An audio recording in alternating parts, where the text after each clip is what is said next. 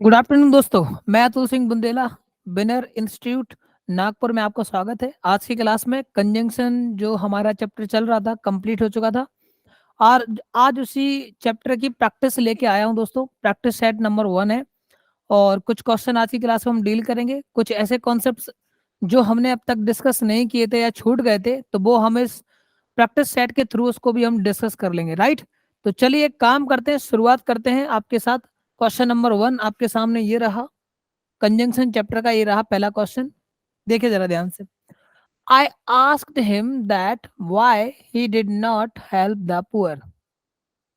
पहला क्वेश्चन आपके सामने है, I asked him that why he did not help the poor. पहला सेंटेंस आपके सामने लिखा हुआ है, इसको आप आराम से सॉल्व करो। पहले मैं चाहता हूँ एक बार पढ़ लो आप, फिर मैं सॉल्व करवाता हूँ इसको।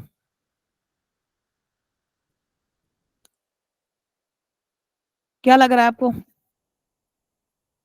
देखिए दोस्तों, इस सेंटेंस में कंजंक्शन से ज्यादा एक टेंस का कॉन्सेप्ट काम कर रहा है। ठीक है, ये जो सेंटेंस हमने लिखा है, इस सेंटेंस में कंजंक्शन से ज्यादा टेंस का एक कॉन्सेप्ट काम कर रहा है, जो मैं अभी आपको बता देता हूँ कि कैसे इस क्वेश्चन को सॉल्व करना है।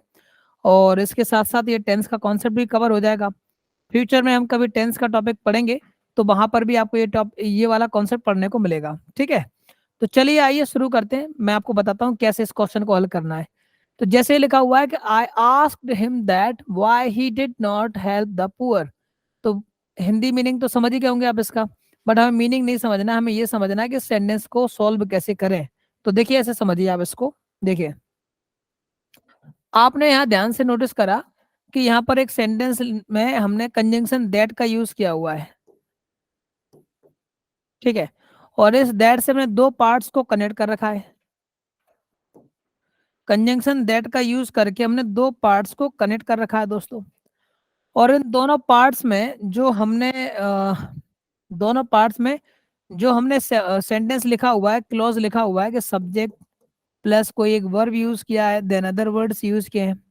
यहाँ पर भी ऐसे ये subject plus verb plus other word, कुछ इस तरह का स्ट्रक्चर हमने यूज किया हुआ है। ठीक है, अब इसमें होता क्या है, आप ध्यान से देखेंगे ना, तो दोनों सेंटेंस में जो हमने टेंस यूज किया है ना, वर्ब के थ्रू टेंस का पता चलता है।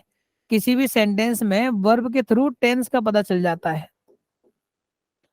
तो यहाँ पर दोनों साइड हमने वर्ब यूज किया है, इसका मतलब दोनों साइड हमने एक टेंस यूज किया है। अब खास बात क्या है दोस्तों कि जब हमने टेंस दोनों साइड यूज किया है तो एक बात ध्यान सुनिए कि दोनों ही टेंस आप देखोगे ना तो दोनों टेंस पास्ट के हैं। दोनों टेंस आप देखेंगे तो दोनों ही टेंस पास्ट में यूज हुए हैं, दोनों तरफ।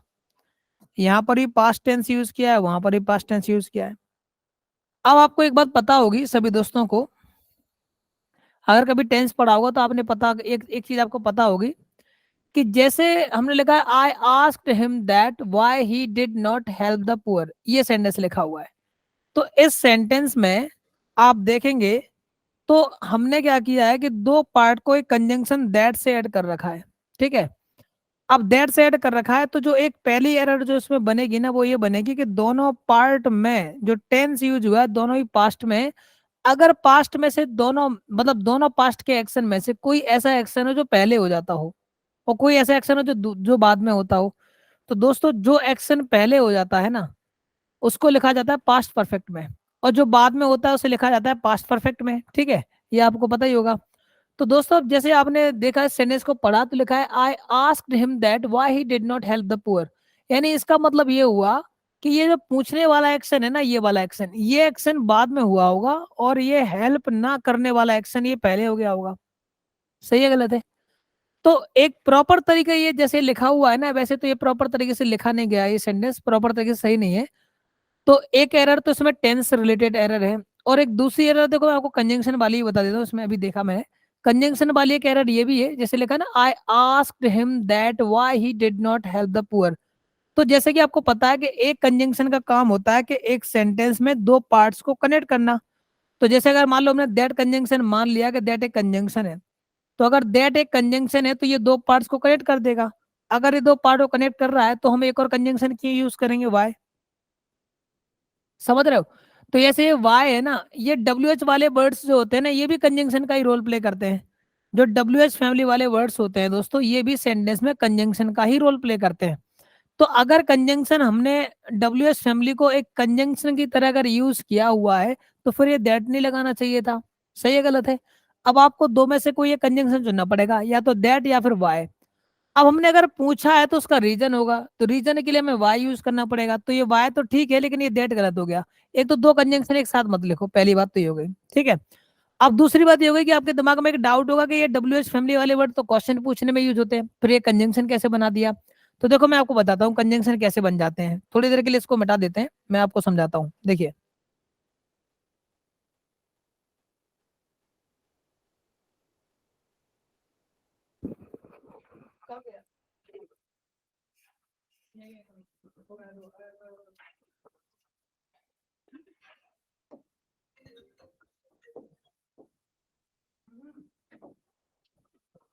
क्वेश्चन वन तो गायब हो गया।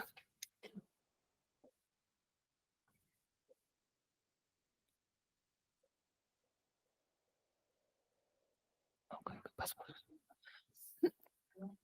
देखिए मैं ऐसे समझा देता हूँ आपको। WH फैमिली वाले वर्ड्स को कैसे एक सेंटेंस में कंजंक्शन, और WH फैमिली वाले वर्ड्स कैसे प्रोनाउन का काम करते हैं, ध्यान से समझ लो आप। सिंपल सी बात है। देखिए,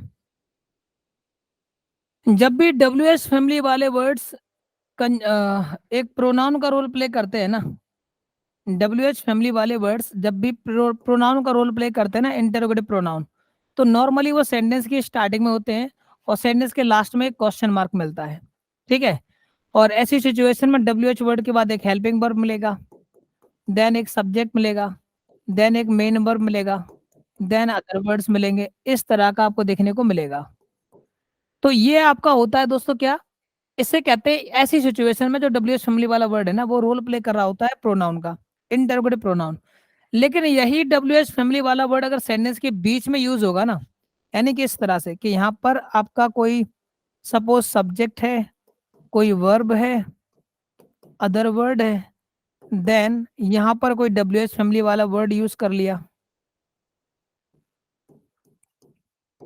देन सब्जेक्ट यूज कर लिया, then verb, then other word और फुल स्टॉप, ऐसा।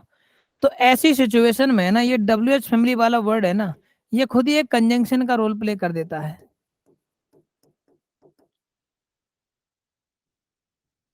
ये खुद कंजंक्शन बन जाता है। और जब ये कंजंक्शन बन गया ना, तो ये क्या करेगा, दो पार्ट्स को कनेक्ट करेगा, एक वाला ये वाला पार्ट और एक ये वाला पार्ट। तो दो पार्ट को कनेक्ट करने का काम इस कंजंक्शन ने कर दिया। तो कंजंक्शन क्या करता है, नॉर्मली दो पार्ट्स को कनेक्ट करता है। तो दो पार्ट को कनेक्ट ऑलरेडी हो ही चुके हैं, तो फिर ये दैट दोबारा से यूज करने की जरूरत नहीं है। तो यहाँ से ये दैट रिमूव कर दो। ठीक है। अब टेंस के पॉइंट ऑफ व्यू से हम चाहते सेंटेंस को ठीक कर सकते थे, लेकिन इसमें फिर इंप्रूवमेंट दो तीन पार्ट में करना पड़ेगा। तो दो तीन पार्ट में इंप्रूवमेंट कर नहीं सकते, एक ही पार्ट में इंप्रूवमेंट करना पड़ेगा। तो फिर एक काम करो, आप इसको दैट हटा दो, सेंटेंस ठीक हो जाएगा। तो सेंटेंस लिखा है कि I asked him why he did not help the poor. तो जब व्हाई हमने यूज कर लिया ना, तो वो कंजंक्शन का भी रोल प्ले कर देगा। तो जब कंजंक्शन का रोल प्ले कर रहा है, तो फिर हम वहां पर दोबारा से एक और कंजंक्शन यूज नहीं करेंगे। ठीक है दोस्तों, ये रहा आपका पहला क्वेश्चन। अब आ जाइए क्वेश्चन नंबर 2 पर। अब देखो जरा क्या लिखा हुआ है। Having a visionary and motivating leader, he thinks out of the box and has his own style of doing things. इस सेंटेंस को समझो, मुझे बताओ क्या आंसर होगा।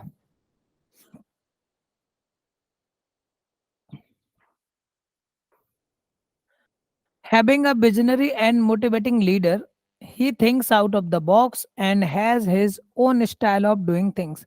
मतलब एक ऐसा विजनरी और मोटिवेटिंग लीडर होना जो आउट ऑफ द बॉक्स सोचता हो और उसका काम करने का अपना खुद का एक तरीका हो, एक अपने स्टाइल में कोई भी काम करता हो, तो हम उसकी बात कर रहे हैं। तो दोस्तों यहाँ पर जो एरर है ना, ये यहाँ पर है। ये जो ही यूज कर लिया ना, ये गलत है। ही एक ऐसा प्रोनाउन होता है, नॉर्मली हम तब यूज करते हैं जब किसी एक डेफिनेट नाउन की बात कर रहे हो। मतलब मैं एक सेंटेंस से समझाता हूँ। जैसे मैंने एक सेंटेंस लिखा यहाँ पर, जैसे हमने एक सेंटेंस लिखा कि uh, Aman is a football player, comma, he plays football nicely, हमने ऐसा सेंटेंस लिखा। अब इस सेंटेंस में ध्यान से देखोगे आप, तो यहाँ पर हमने एक प्रोनाउन ही यूज किया है। तो ये जो ही है ना, इस अमन को रिप्लेस करने के लिए यूज हुआ है। बात समझ में आ रही है क्या? ये जो ही हमने यूज किया उस अमन को मतलब रिप्लेस करने के लिए यूज कर दिया। तो ही हम तब यूज करते हैं, ही है, शी है, ये ऐसे प्रोनाउन होते हैं जब उस पर्सन के लिए, उस नाउन के लिए रिप्लेस करने के लिए यूज होते हैं, जो सेंटेंस में विजिबल हो, मतलब जिनके बारे में पता हो, उनको रिप्लेस करने के लिए यूज करते हैं। अब यहाँ पर जो हमने ही लिखा है, आपको पता चल रहा है किसकी बात कर रहे हैं? पता चल पा रहा है कौन सी लीडर की बात कर रहे हैं? लीडर तो पता ही नहीं है। तो जब लीडर पता नहीं है तो उसकी जगह पर ही लिखना तो गलत हो गया। एक्चुअली हमें एक ऐसा प्रोनाउन चाहिए यहाँ पर हमें एक ऐसा प्रोनाउन चाहिए जो दो काम कर दे। पहली बात तो ये दो पार्ट्स को कनेक्ट कर दे, यानी कि यहाँ से having a visionary and motivating leader, ये वाला पार्ट, और इस वाले पार्ट को इससे, सॉरी इससे, इतने पार्ट को कनेक्ट कर दे। तो हमें दो चीजें चाहिए। एक तो ये करना है कि ये यहाँ से having a visionary motivating leader, इस वाले पार्ट को thinks out of the box and has his own style of doing things, इस दो पार्ट को कनेक्ट भी करना है। और दूसरी बात, ये जो वर्ब लिखा है ना थिंग्स, इस थिंक वर्ब के लिए वो सब्जेक्ट का भी रोल प्ले कर दे। ये दो चीजें चाहिए एक ही चीज से। तो ऐसा कौन सा कंजंक्शन होगा जो ये दोनों रोल प्ले कर दे, कि एक तो कंजंक्शन का भी काम कर दे और साथ ही साथ उस थिंक वर्ब के लिए सब्जेक्ट का भी रोल प्ले कर दे? तो अगर आपको याद हो ना, तो एक टॉपिक होता है relative pronoun, who, which, that,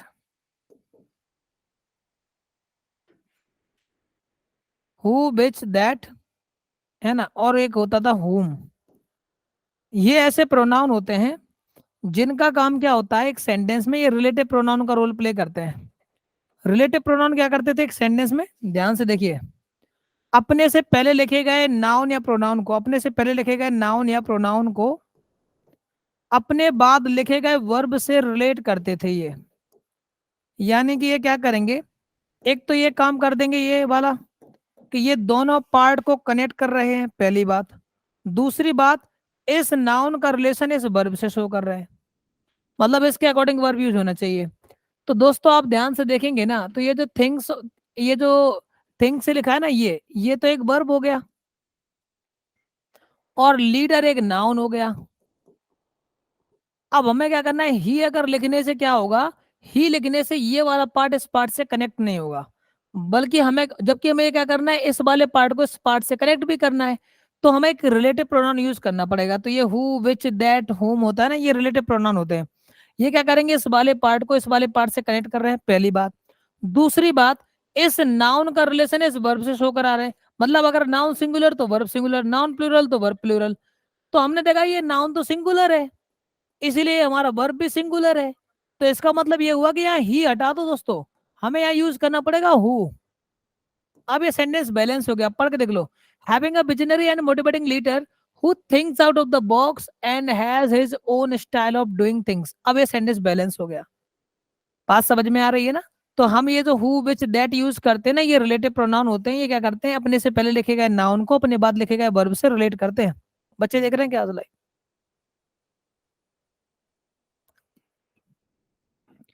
चलो ठीक है, इधर देखो दोस्तों,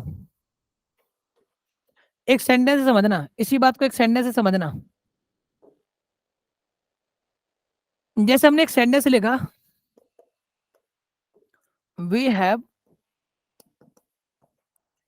invited the boys who has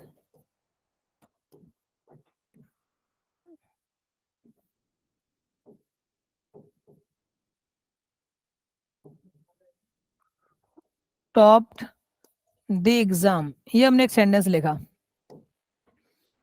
अब इस सेंटेंस को ध्यान से पढ़ लो आप। अब इस सेंटेंस में आप देखोगे लिखा है कि we have invited the boys who has topped the exam. तो ध्यान से देखोगे तो ये हु यूज किया है, हु से पहले द बॉयज, ये हमारा नाउन हो गया। अब ये हु क्या करेगा, इस नाउन का रिलेशन अपने बाद लिखेगा वर्ब से करेगा। तो इसके बाद क्या लिखा हुआ है, हैज तो दोस्तों सिंगुलर वर्ब है, और ये नाउन तो प्लूरल है, तो सेंटेंस गलत हो गया। तो इम्प्रूव करने के लिए क्या करना पड़ेगा, हैज को हटाइएगा, प्लूरल क्या लगाओगे, हैव, लो सेंटेंस सही हो गया। यही कॉन्सेप्ट यहाँ पे काम कर रहा है। बात समझ में आई आप लोगों को? तो यहाँ तो लिखा है कि having a visionary and motivating leader who thinks out of the box. यहाँ पर ही की जरूरत नहीं, क्योंकि ही हम उसके लिए यूज करेंगे जिसके बारे में हमें नॉलेज है। हम इन जनरल बात कर रहे हैं। इन जनरल का मतलब वो कोई भी हो सकता है। ठीक है, तो कोई भी हो सकता है, तो फिर हम ही कैसे यूज कर लेंगे? जैसे सपोज किसी ने किसी का पेन चुरा लिया, तो हम क्या ये बोल पाएंगे कि ही स्टोल माय पेन? नहीं बोल पाएंगे। ही का मतलब हम किसी पर्टिकुलर पर्सन के लिए बोल रहे हैं। हमें तो पता ही नहीं है किसने चुराया, तो हमें बोलना पड़ेगा somebody stolen my pen, somebody stole my pen, ऐसे ही बोलना पड़ेगा। लेकिन इस सेंटेंस में बीच में हम somebody नहीं यूज कर पा रहे हैं, क्योंकि हमें एक ऐसा वर्ड चाहिए जो दोनों पार्ट्स को रिलेट भी करता हो, साथ में उस वर्ब के लिए सब्जेक्ट भी बन जाए। और ये काम सिर्फ रिलेटिव प्रोनाउन ही कर सकते हैं। इसलिए मैंने आपके सामने लिख दिया, ये who base that relative pronoun होते हैं। ये बढ़िया टॉपिक है, कभी मौका लगेगा तो पढ़ाऊंगा प्रोनाउन चैप्टर में आपको। तो बताओ जरा, आपको समझ में आ रहा है कि? जल्दी जल्दी इस पर कमेंट कर दीजिए दोस्तों। डाउट हो तो बताओ, नहीं तो फिर मैं आगे बढ़ाता हूँ। एक बार देख लो कमेंट्स क्या कहते हैं ये बच्चे। No comment.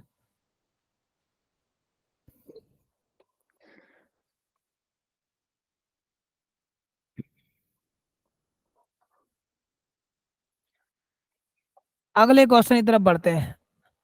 ये देखो क्या लिखा हुआ है।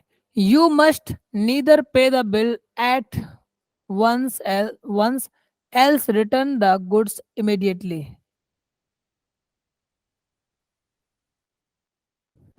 You must neither pay the bill at once else return the goods immediately.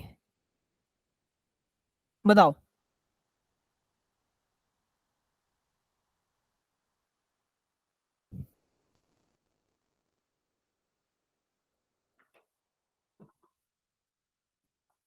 क्या लग रहा है?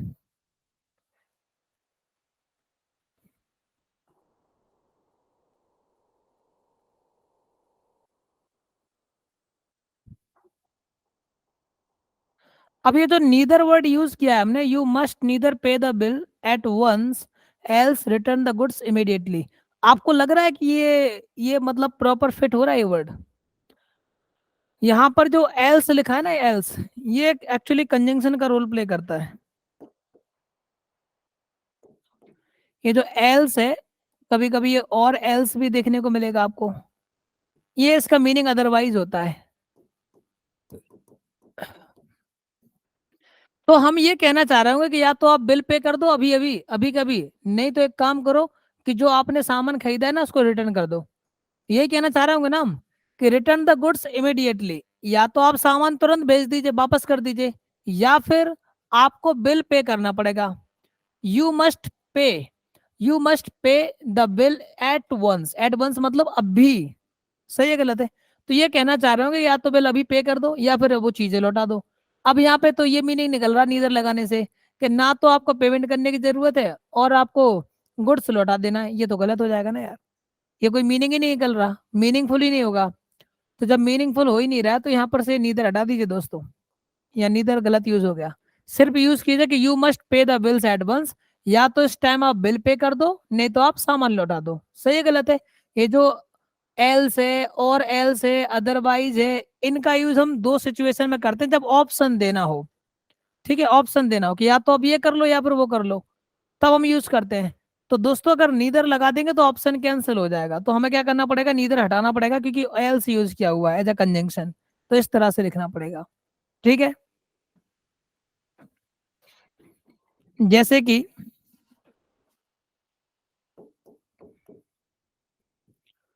Please behave yourself.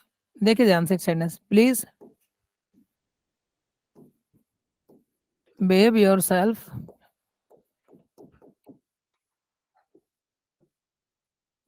Otherwise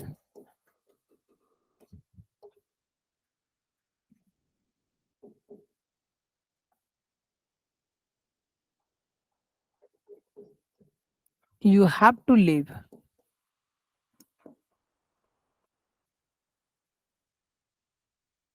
अब देख लो इसको। कह रहे हैं या तो आप एक काम कर लो, या तो आप प्रॉपर तरीके से बिहेव करो। प्लीज बिहेव योर सेल्फ, या तो अच्छे से बिहेव कर लो। एक ऑप्शन तो ये है कि प्लीज बिहेव योर सेल्फ। एक तो आप बिहेवियर अच्छा कर लो, और नहीं तो यू हैव टू लीव। दूसरा ऑप्शन ये है। बात समझ में आ रही है? एक ऑप्शन ये, एक ऑप्शन वो है। तो वहां पर हमें नीदर वगैरह यूज करने की जरूरत नहीं है। हाँ, अगर आइदर लिखते तो हम आइदर के साथ और यूज करते, तो आइदर भी नहीं लग पाएगा। और नीदर लिख रहे हैं तो नॉर भी लिखना पड़ता, तो ऐसा कुछ यूज ही नहीं किया गया है। तो आप इसको, जब हम एल्स और एल्स अदरवाइज या सिंगल और वर्ड यूज करते हैं ना, तो दोनों साइड ऑप्शन होते हैं कि या तो बिल पे कर दो या फिर आप सामान को रिटर्न कर दो, तो ये नीदर यूज करने की जरूरत नहीं थी। अगला क्वेश्चन है, देखो जरा इसको क्या लिखा हुआ है। और इसको करने से पहले एक दो क्वेश्चन मैं नीचे लिख रहा हूं, उनको देख लो ध्यान से। This is the this is the park when I met her in 2006.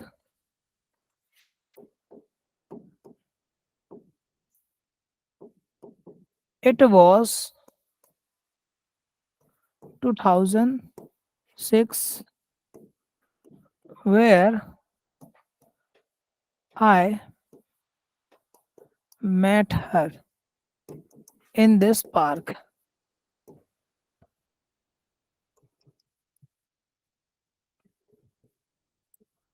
चलो, ये दो सेंटेंस आपके सामने लिखे हुए हैं, इनको भी पढ़ना है आपको, इसको क्वेश्चन को करने से पहले। देख लो एक बार क्या लगता है आपको।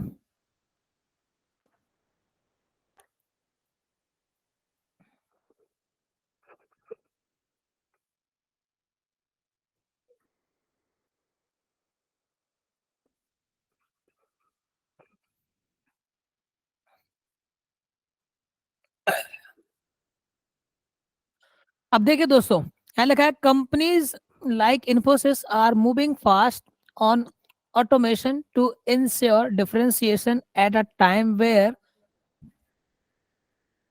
फर्स्ट में वेयर चाहिए, ठीक है दोस्तों, very good. Where business models are going rapid changes. तो आपको समझ में आ रहा है भाई ये दो क्वेश्चन, क्योंकि ये मैंने इसलिए लिखे हैं ताकि इनको सोल्व कर लोगे ना तो ये इजीली हो जाएगा। ये लिखने पढ़ने में ये इजी है, ये थोड़ा सा पढ़ने में थोड़ा सा आपको डिफिकल्ट लग रहा होगा, लेकिन कॉन्सेप्ट यही लग रहा है इसमें।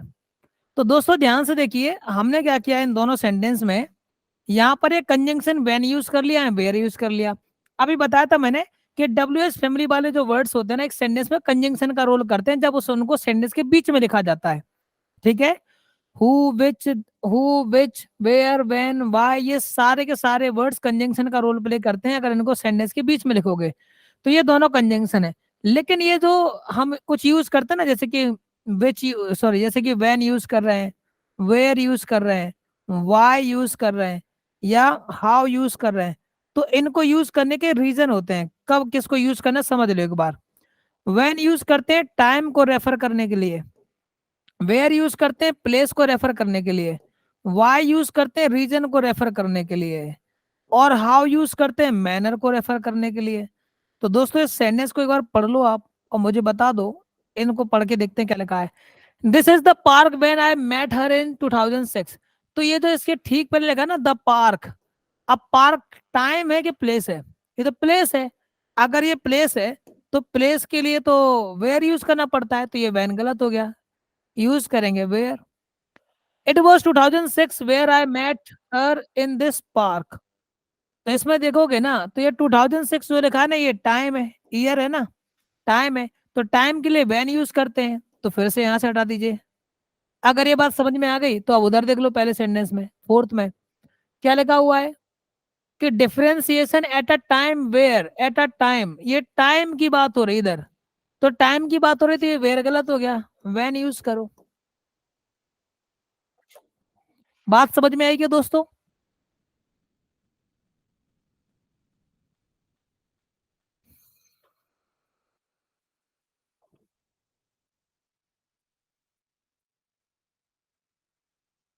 Question number 5।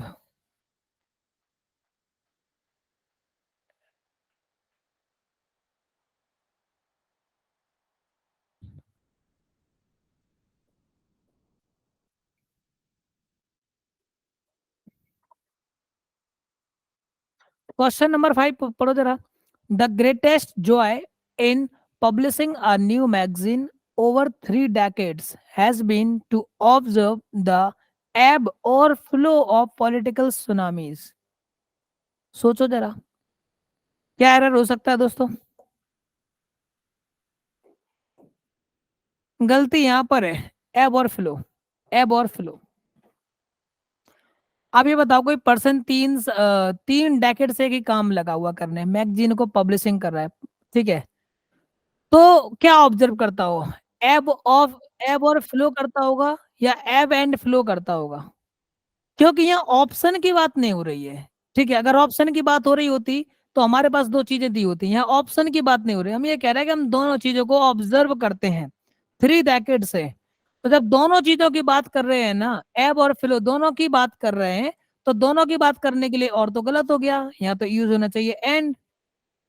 बात समझ में आ रहा है? जैसे मैंने कहा, एक सेंटेंस से समझना,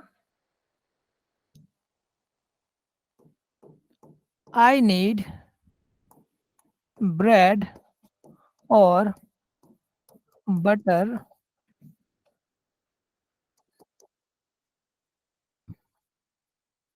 फॉर माई फैमिली।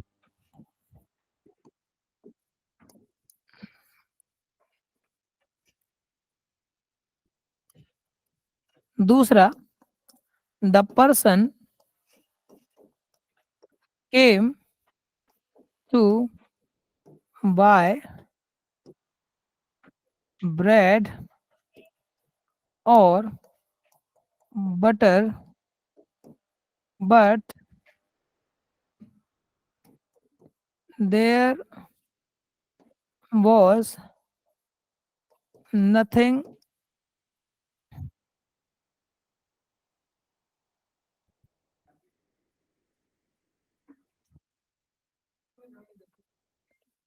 but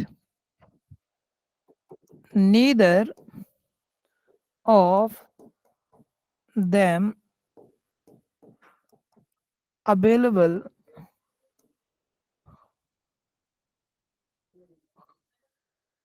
अब देखो क्या लिखा हुआ है, दोनों सेंटेंस को पढ़ लो, और दोनों सेंटेंस को पढ़ने के बाद आप देख लो कि यहाँ पर लिखा है ब्रेड और बटर, और यहाँ पर भी लिखा है ब्रेड और बटर। आप दोनों सेंटेंस को पढ़ के देख लो जरा, और मुझे बताओ कि कहाँ पर हमें ब्रेड और बटर यूज करना है, कहाँ पर हमें ब्रेड एंड बटर यूज करना है, जरा सोच लो। आप सभी दोस्त देख लीजिए।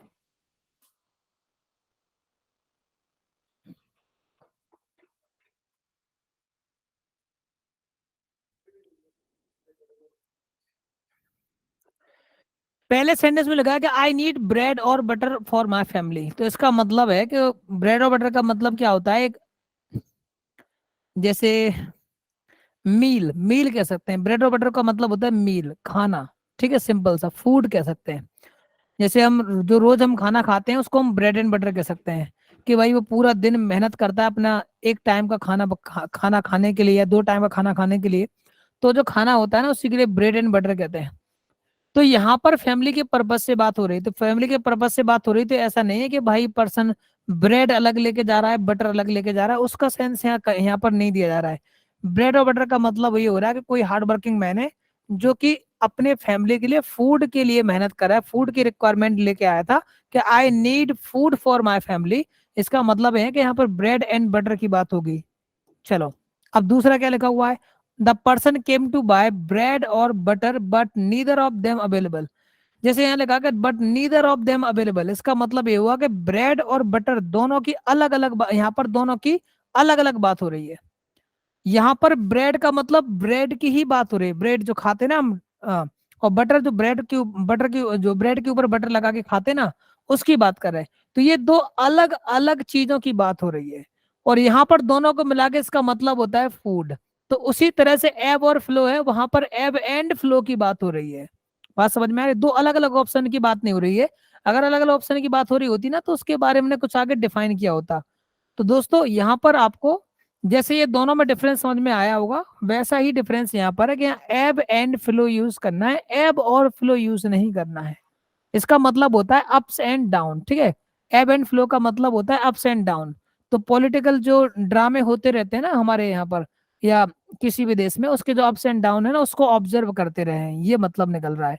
ठीक है दोस्तों, इसीलिए हमें यहाँ पर यूज करना पड़ेगा एब एंड फ्लो। अगला क्वेश्चन, अगला लिखा हुआ है, जरा पढ़ो क्या लिखा है। The escape of Tom to France was successfully arranged, but no sooner was this done that his partner was captured. अब देखो ये कॉन्सेप्ट मैंने कल ही पढ़ाया था आपको, जरा ध्यान से देख लो एक बार, नो सूनर वाला सेंटेंस पढ़ाया था मैंने आपको, और देख लो क्या गलती दिखाई जा रही है इसमें। मैंने आपको बताया था कि नो सूनर जो लिखा जाता है ना, इसकी जो पेयरिंग होती है, नो सूनर की जो पेयरिंग होती है वो देन के साथ होती है, THAN देन, लेकिन यहाँ तो दैट लिख दिया, तो ये गलत हो गया, दैट की जगह पर देन लिखना पड़ेगा।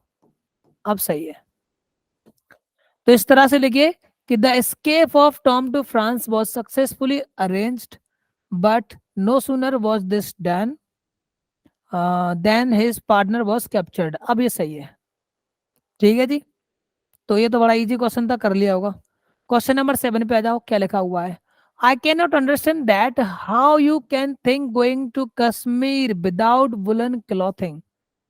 तो इसमें भी आप ध्यान से देखोगे तो वही कॉन्सेप्ट की एरर है इसमें जो हमारे सेंटेंस नंबर 1 में एरर थी। इसमें देखिए जरा, दैट और हाउ ये दोनों वर्ड एक साथ यूज नहीं हो सकते, अगर हाउ यूज कर लिया है तो फिर दैट हटा दो। आई can not understand how you can think, ये सही है। दो कंजंक्शन एक साथ थोड़ी यूज किए जाते हैं, don't use double conjunction together, right. तो दो कंजंक्शन एक सेंटेंस में यूज करना गलत हो जाएगा। क्वेश्चन नंबर 8 पर आ जाओ, करके दिखाइए। Among the many things that Japanese novelist talks about, both the audacity of youth with the optimism that comes with dexterity। क्या लग रहा है, ये कॉन्सेप्ट भी मैंने पढ़ाया था दोस्तों, याद करो इस कॉन्सेप्ट को।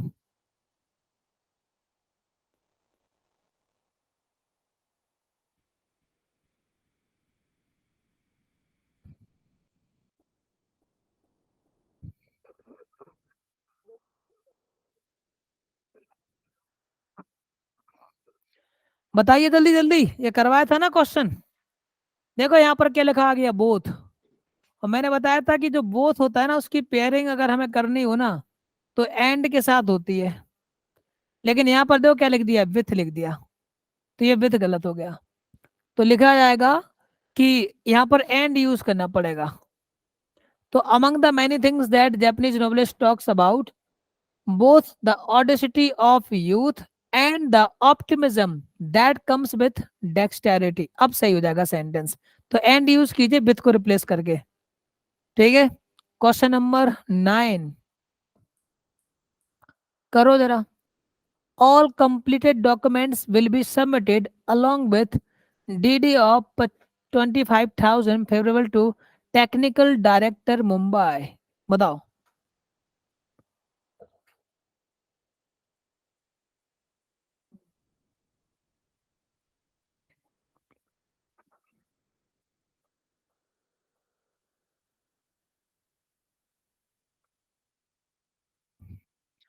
बताओ क्या गलत लग रहा है। All completed documents will be submitted, है ना, along with DD of 25,000 favorable to technical director Mumbai। क्या गलती लग रही है, ये सेंटेंस खैर सही है पूरा। अलोंग विथ यूज हुआ है, अलोंग विथ के साथ हम इस तरह से लिख सकते हैं। इस सेंटेंस को चाहते तो हम ऐसे भी लिखा जा सकता था, देखो जरा, इसको ऐसे लिखते तो थोड़ा सा ज्यादा सही लगता। देखिए, इसको अगर ऐसे लिख देते ना कि all completed documents along with along with the DD of 25,000 will be submitted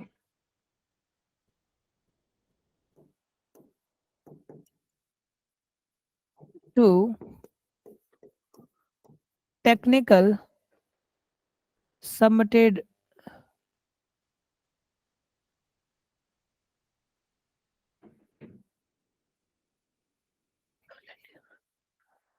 submitted to technical director Mumbai. ठीक है, इसको इस तरह से लिखा होता ना तो ज्यादा सही लगता है सेंटेंस। ओफो,